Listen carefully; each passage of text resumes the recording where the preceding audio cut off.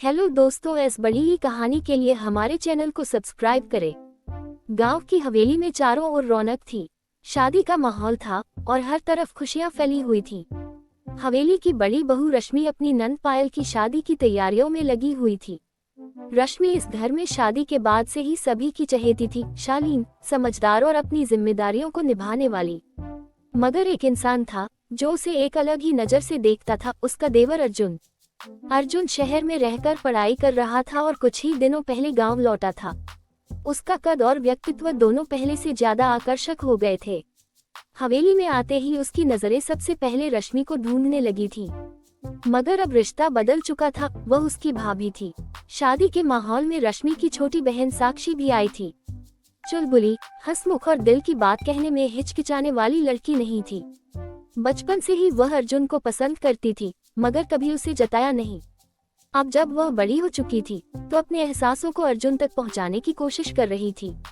रश्मि पीले रंग की साड़ी में सजी हुई थी, माथे पर छोटी सी बिंदी, हल्का मेकअप और माथे पर बिखरे कुछ बाल।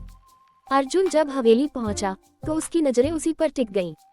अर्जुन, तू आ गया, रश्मि ने हंसते हुए कहा। हाँ भाभी, घर तो घर वालों के बिना सूना लगता है, अर्जुन ने हल्की मुस्कान के साथ जवाब दिया। रश्मि उसकी बात का मतलब समझ नहीं पाए, लेकिन अर्जुन की आंखें बहुत कुछ कह रही थी। साक्षी ने अर्जुन को देखा और खिलखिलाकर बोली, भैया, आप शहर से आकर कितने स्मार्ट हो गए हैं। अर्जुन मुस्कुराया, और तुम अब पहले से ज्यादा शरारती लग रही हो। साक्षी यह सुनकर शर्मा गई। शादी की रस्मों के दौरान अर्जुन और रश्मि के बीच कई बार आंखें टकराईं। अर्जुन की नजरों में वही पुरानी मोहब्बत थी जिसे उसने कभी कबूल नहीं किया। वहीं दूसरी तरफ साक्षी उसे पाने की कोशिश में थी। एक शाम हल्की बारिश हो रही थी। रश्मि छत पर कपड़े उतारने गई, तभी अर्जुन भी वहां आ गया। अर्जुन, तुम यहाँ क्या कर रहे हो? रश्मि ने पूछा। बस बारिश का मजा ले रहा हूँ। और आप? मैं तो कपड़े समेटने आई थी, रश्मि ने हड़बड़ाते हुए कहा।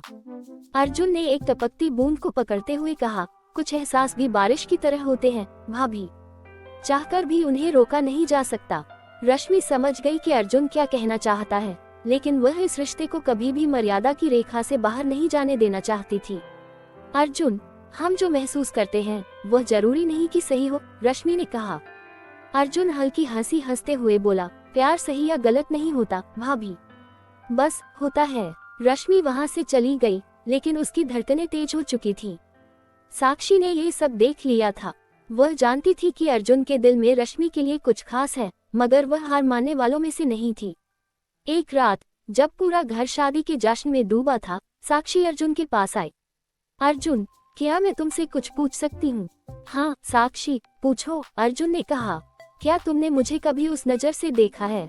अर्जुन थोड़ा चौंक गया। मतलब कि मैं तुम्हें पसंद करती हूँ अर्जुन, बचपन से, लेकिन तुम हमेशा भाभी को ही देखते हो, क्यों? अर्जुन चुप रहा। साक्षी की आंखों में आंसू आ गए। क्या मैं तुम्हारे लिए कुछ भी नहीं?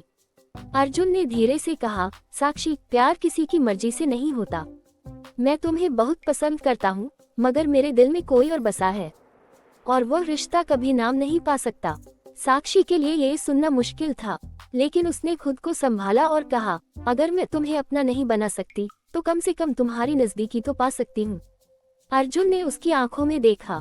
उसे एहसास हुआ कि साक्षी वाकई उसे पसंद करती थी, और शायद वह उसे खुशी दे सकता था। शादी के बाद घर में यह बात उठी कि साक्षी और अर्जुन की जोड़ी अच्छी लगेगी। रश्मि ने खुद ये रिश्ता जोड़ने की पहल की, क्योंकि उसे पता था कि साक्षी अर्जुन से बेइंतहा प्यार करती थी। शादी की रात अर्जुन ने रश्मि को एक नजर देखा। भाभी, कुछ रिश्ते अनकहे ही रह जाते हैं, है ना?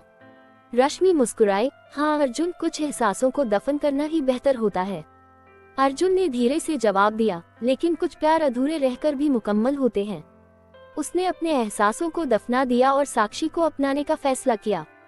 शायद यही जिंदगी का असली फलसफा था। कभी कभी हम जिसे चाहते हैं उसे नहीं पा सकते, लेकिन किसी और के प्यार में खुद को समर्पित करके भी खुशी पा सकते हैं।